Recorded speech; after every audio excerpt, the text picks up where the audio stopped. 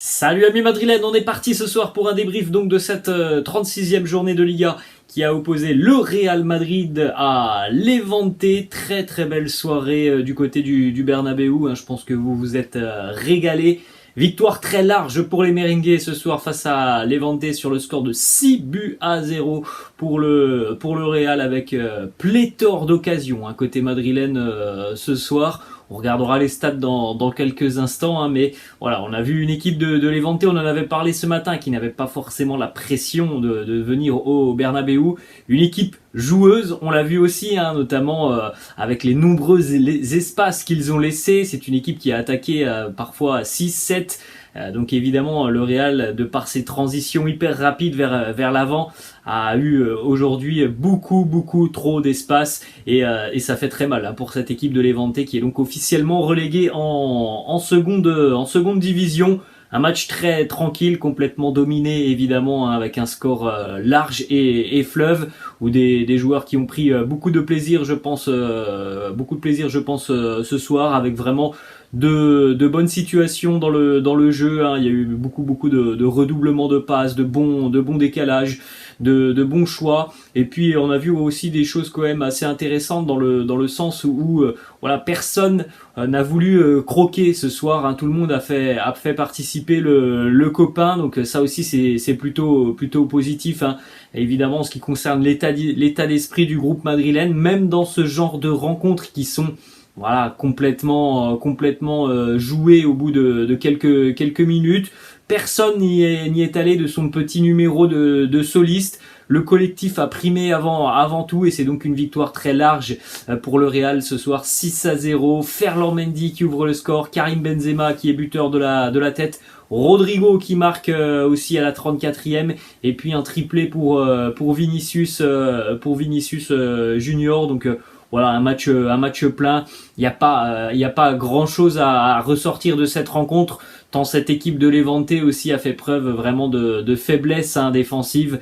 Ils sont pas derniers par hasard, hein, non plus, cette équipe de Levante, mais faut tout de même louer le fait que cette équipe elle est venue ce soir au Bernabéu pour jouer. Bon, elle en prend 6, mais elle est venue voilà pour jouer. Alors évidemment, il y a beaucoup de problèmes tactiques, notamment dans cette équipe, mais on a vu un match très ouvert ce soir. On dépasse les 40 tirs sur l'ensemble de la rencontre. Parfois, il y a des équipes qui viennent au Bernabéu, voilà, qui n'ont absolument pas la même philosophie de jeu. Donc, franchement, ce soir, ça a été tout de même un régal côté madrilène. Évidemment, pour Levante, c'est très compliqué, mais il faut féliciter cette équipe qui est tout de même venue pour tenter quelque chose ce soir au Bernabéu. Ça s'est mal passé pour eux parce qu'il y a tellement de qualité et de confiance dans cette équipe du Real qu'au final, ça se termine sur un score large de 6-0 pour les merengues. Regardez les stats, hein, de cette rencontre. 27 tirs pour le Real Madrid, dont 16 tirs cadrés, 54% de possession à 46, 16 tirs pour Levante, un petit cadré qui a été bien sorti par Thibaut Courtois en seconde mi-temps. Donc voilà, quand vous voyez les stats, c'est 27 tirs, 16 cadrés. Vous vous doutez bien que le match a été très tranquille pour le Real ce soir, et le score aurait même pu être un petit peu plus lourd. Je pense notamment aux 3 poteaux qui ont été touchés par Fede Valverde ce soir. Quelques petites informations statistiques par rapport à cette rencontre, puisqu'il y a tout de même des petites choses intéressantes, hein, sur cette rencontre. Et on en avait parlé dans la vidéo matinale, hein. Il y avait un objectif pour Karim, c'était revenir à égalité dans la hiérarchie des meilleurs buteurs de l'histoire du Real, à hauteur de Raoul. C'est chose faite. 323e but inscrit par Karim ce soir, de la tête, sur un service de Vinicius Junior. Vous pouvez constater juste à côté de moi le petit communiqué du club sur Twitter, voilà, avec ce magnifique dessin. Raoul qui tend les bras à Karim Benzema, et oui, Karim qui devient donc à égalité le deuxième meilleur buteur de l'histoire du Real Madrid. En ce qui concerne Cristiano Ronaldo et sa première place, voilà, je pense que là on aura le temps d'en reparler. C'est pas pour maintenant. Il est encore très loin, Cristiano Ronaldo. Petite information aussi en ce qui concerne Luka Modric, exceptionnel ce soir Luka Modric, à la mi-temps il avait déjà délivré 3 passes décisives ce soir. Luka Modric, c'est tout de même assez assez monstrueux côté merengue, et puis la grosse prestation aussi pour Vinicius Junior.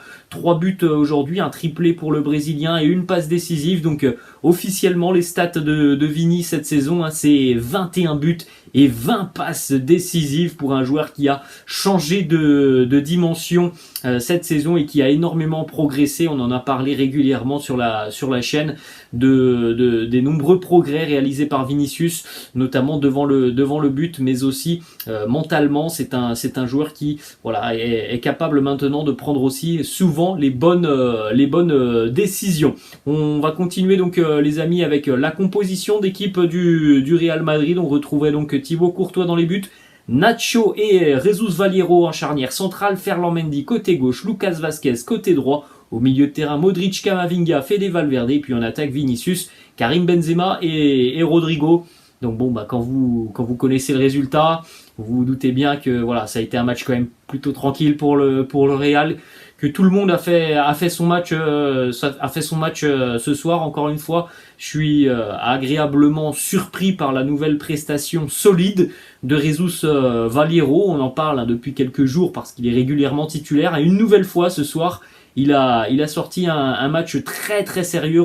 Jesus Valiero, très bon dans l'anticipation, assez bon aussi dans les duels, hein. Il est souvent là au bon moment pour toucher un ballon, pour dévier un ballon. Très bon aussi dans la surface de réparation par rapport à son placement sur certaines situations où il y a des frappes à contrer. Il est vraiment très intéressant sur ce genre de situation. Courtois, on l'a dit, n'a rien eu à faire si ce n'est un arrêt en seconde mi-temps, un arrêt qu'il a plutôt bien négocié. Nacho a été très solide, un match très sérieux pour Nacho. Ferland Mendy, j'ai beaucoup apprécié Ferland Mendy. Ça, c'est vraiment une bonne nouvelle. Alors évidemment, les amis, il faut prendre aussi en considération que c'était Levante en face, une équipe quand même relativement faible sur certains aspects, mais en tout cas j'ai trouvé le match de Ferland Mendy globalement très intéressant. Il a beaucoup apporté offensivement, hein. Ça a été le cas notamment sur la première période, beaucoup de combinaisons très intéressantes avec Vinicius. La belle récompense avec ce but pour Ferland Mendy, le but de l'ouverture du score, hein, où il prend vraiment la profondeur. Et je crois que même quelques minutes plus tard, il aurait pu doubler la mise. Et je l'ai trouvé aussi très sérieux défensivement. Donc espérons qu'il soit sur la bonne lancée aussi physiquement pour, pourquoi pas, disputer la finale de la Ligue des Champions à plus de 100%. Parce que depuis quelques mois et depuis le début d'année, quand même, on a l'impression d'avoir un Ferland Mendy qui n'est pas toujours à 100%. Ce soir, moi, je l'ai trouvé très, très à l'aise. J'ai toujours, comme d'habitude, les amis, un petit peu de mal avec Lucas Vazquez, que je trouve parfois limité. Je vais pas dire qu'il fait un mauvais match, loin de là, mais je trouve que par rapport à l'influence et au rayonnement des autres joueurs sur le terrain, Lucas Vazquez manque un petit peu de technicité et manque aussi d'apport offensif en ce qui concerne le milieu de terrain. Bon, Luka Modric s'est régalé ce soir, on l'a vu coupable de quelques petites fautes dont on n'a pas forcément l'habitude de le voir, mais il s'est régalé notamment avec ses 3 passes décisives, toujours la justesse et la vision de Luka Modric exceptionnelle. Eduardo Camavinga a de nouveau été auteur d'un très très gros match avec énormément de ballons très justement sortis. Il est d'une propreté assez incroyable, Eduardo Camavinga. Alors le petit bémol, c'est un petit peu comme face à l'Atlético Madrid, c'est que parfois on a l'impression qu'Eduardo Camavinga joue un petit peu trop détendu et il a perdu, je crois encore ce soir, 1 ou 2 ballons devant la surface de réparation, mais c'est vraiment pour chercher la petite bête. Sinon, voilà, on a quand même un joueur de grande classe techniquement dans les sorties de balles, dans sa gestuelle aussi. C'est quelqu'un qui vraiment apporte beaucoup, hein, au Real. Donc encore un match satisfaisant pour Camavinga. Fede Valverde, encore une fois, a été monstrueux. Je l'ai dit, il a touché 3 fois les montants ce soir. Il a beaucoup apporté offensivement, hein, toujours dans la percussion. Je le revois encore remonter le terrain, parfois sur 40 ou 50 mètres, des accélérations incroyables où absolument aucun adversaire n'est en mesure de venir l'embêter, ne serait-ce qu'avec un coup d'épaule. Il a une telle puissance physique au milieu de terrain, Valverde, que c'est évident qu'il y a tout de même des choses qui sont complètement différentes que, par exemple, lorsque l'on a un Toni Kroos.